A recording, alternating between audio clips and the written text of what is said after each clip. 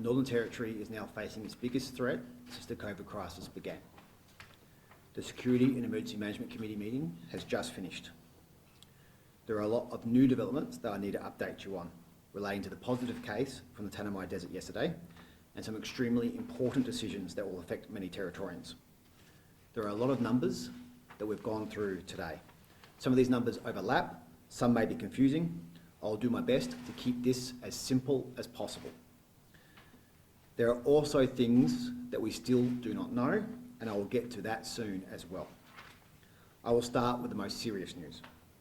There are 4 new positive cases. One case has since travelled to New South Wales, and we are advised about this from New South Wales Health, and they are managing that case. There are 2 new positive cases from the cohort currently isolating on the mine in the Tanami. These 2 people are now being evacuated to the Centre for National Resilience. And this morning, we received confirmation that one of the mine workers, who had been identified as a close contact, who lives in Palmerston, has tested positive for COVID-19 while in the Centre for National Resilience. These are not considered community transmission, but they are cases of locally acquired transmission. The Palmerston case is a 64-year-old male who travelled by plane from the mine to Darwin on Friday the 25th of June. He was picked up by his wife and travelled straight home to Palmerston. His only other travel was to collect his adult daughter from her workplace. He did not leave the car. His wife and daughter had no additional movements. When interviewed yesterday as part of our contact tracing, he was isolating at home with his wife and daughter and reported to us that he had developed symptoms. He was immediately tested and taken to the Centre for National Resilience. This morning we got the positive result. He will now stay at the Centre for National Resilience, and his wife and daughter are also being transported there for quarantine and testing. There were 80 other people on the plane with the individual. They are part of the 244 I talked about last night. They are now deemed high-risk contacts, all of them, and they are being in the process of contacted and transferred to the Centre for National Resilience, all of them. Last night, I told you of the 900 people that left the mine during the infectious period. 244 of those were still in the Territory.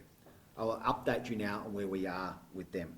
All who arrived in Alice Springs by flight or by road have been contacted, and all are in appropriate forms of isolation. Of the 211 who flew from the mine to Darwin, of which the positive case in Palmerston is 1, 196 have been contacted, 15 remain unaccounted for. There are 4 things that scare us. They are unacceptable to us at this point. First, there are 15 people that arrived in Darwin but remain unaccounted for.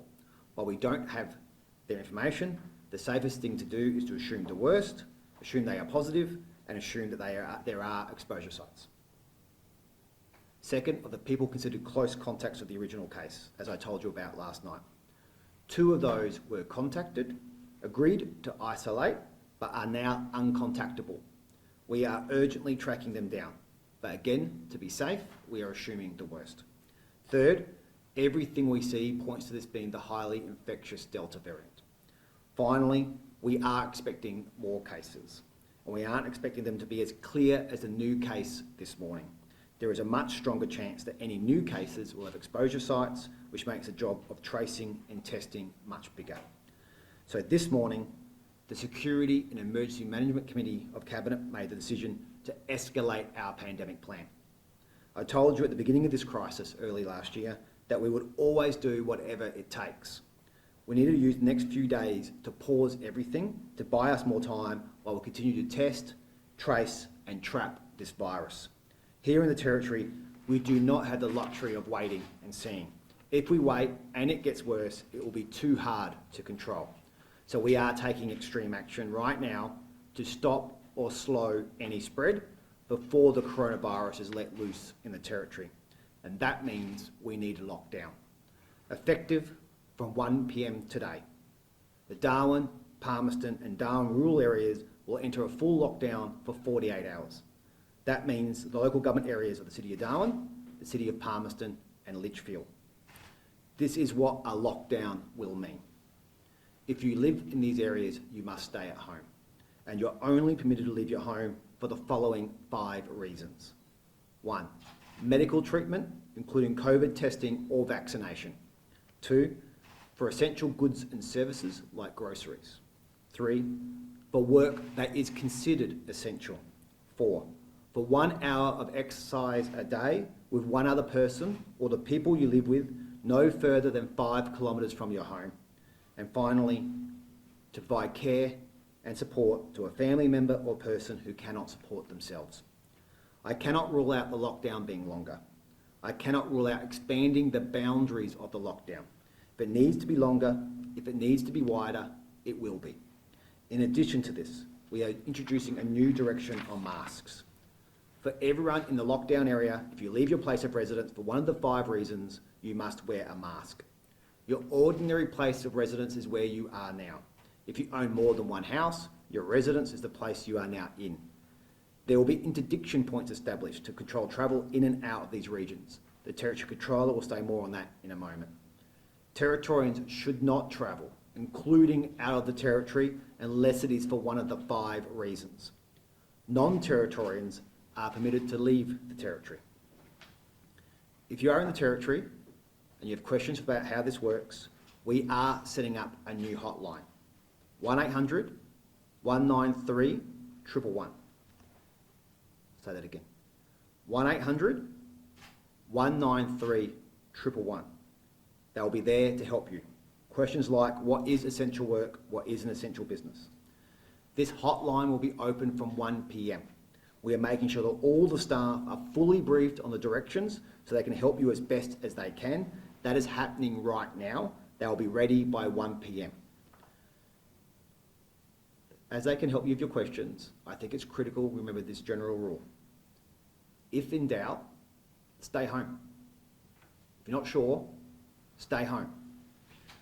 I ask that you be patient. We are surging up the people that will staff these phones to help you, but I am expecting more calls than public servants. And please, please be patient if you are purchasing essential goods. Our retail workers are frontline staff. Treat them with the same respect that you would treat a police officer. We have enough goods. We do not have supply issues. There is no need to panic about that. If you have symptoms, no matter where you are in the Territory, you are urged to get tested, to stay isolated until you receive a negative result.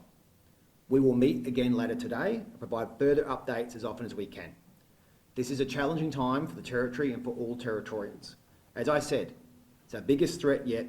It's our biggest test. It's scary, it's uncertain, I know that.